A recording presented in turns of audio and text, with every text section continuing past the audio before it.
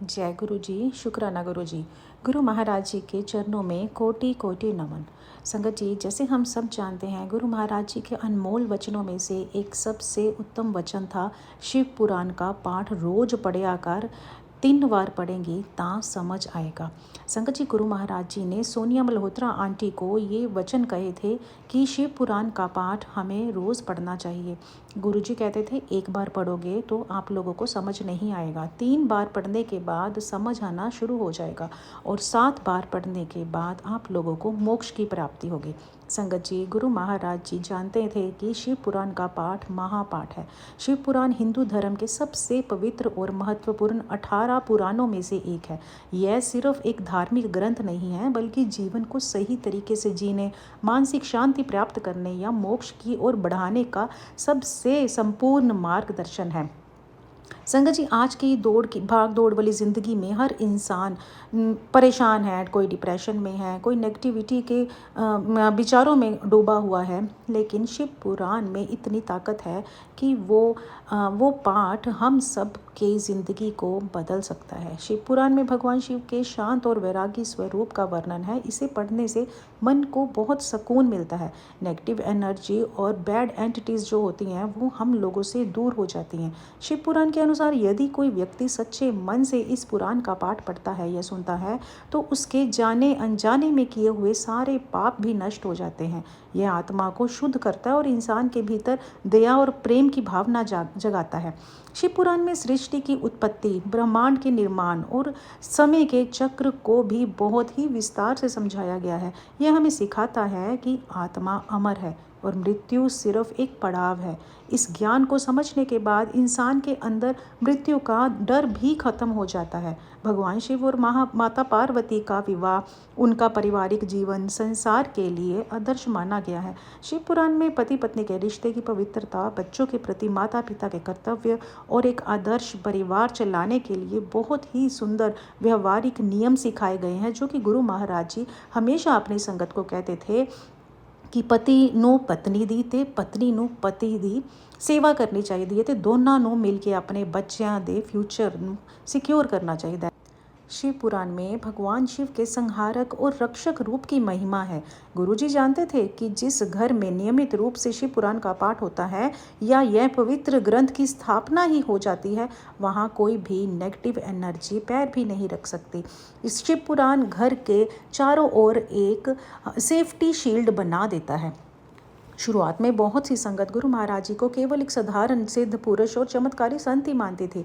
शिव पुराण में साक्षात सदाशिव के जिन लक्षणों, उनकी असीम शक्तियों और ब्रह्मांडीय स्वरूप का वर्णन किया गया है, वे सभी गुण हमने अपने गुरु महाराज जी में साक्षात देखे हैं। गुरु जी चाहते थे कि संगत शिव पुराण का पाठ पढ़े ताकि वे ये समझ सके कि उनके सामने गद्दी पर साक्षात महाशिव विराजमान है।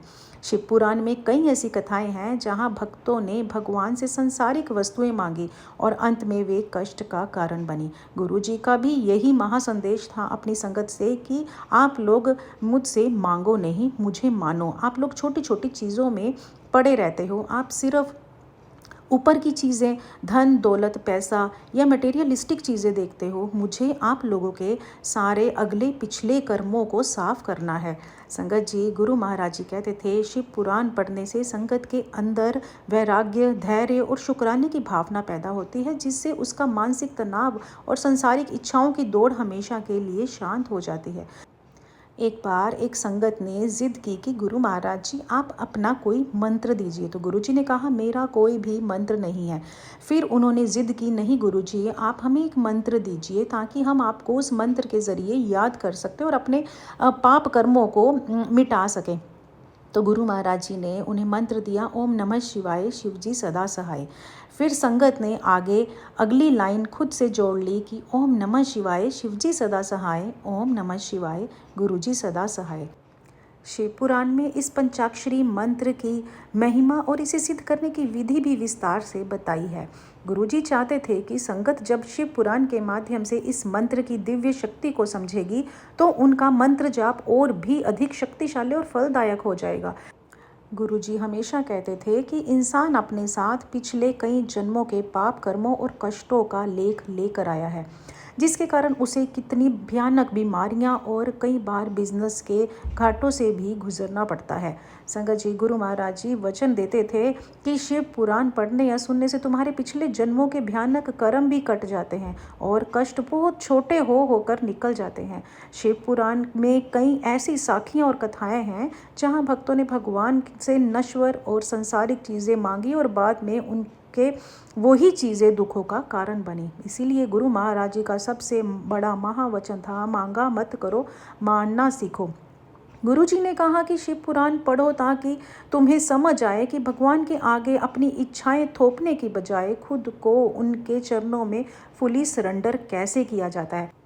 गुरु महाराज जी जानते थे कि कलयुग में इंसान के पास समय की बहुत कमी है, इसलिए उन्होंने संगत की सहूलत के लिए यह सरल रास्ता बताया था कि यदि आप शिव पुराण रोज नहीं पढ़ सकते तो केवल इसका एक अध्याय या कुछ पन्ने रोज़ पढ़ लें। यदि पढ़ना भी मुमकिन ना हो तो घर में काम करते हुए या अमृत वेले में शिव पुराण की कथा को चला कर छोड़ दें। केवल शिव पुराण को गुरुजी कहते थे कि बहुत ही सम्मान से आदरपूर्वक रखना चाहिए और हर पुराण को आप लोगों को बिल्कुल संजो कर और साफ सुथरा रखना चाहिए। संगत जी, जैसे कि हम सब जानते हैं कि सावन का महीना शुरू हो गया है। सावन के महीने में शिव जी की महिमा को जानने के लिए सिर्फ और सिर्फ एक ही उपाय है, वो है शिव पुराण का पाठ। शिव पुराण का पाठ सावन के महीने में करना बहुत ज़्यादा लाभकारी होता है। तो संगत जी, आइए हम सब मिलकर गुरु महाराज जी का मंत्र जाप करते हैं।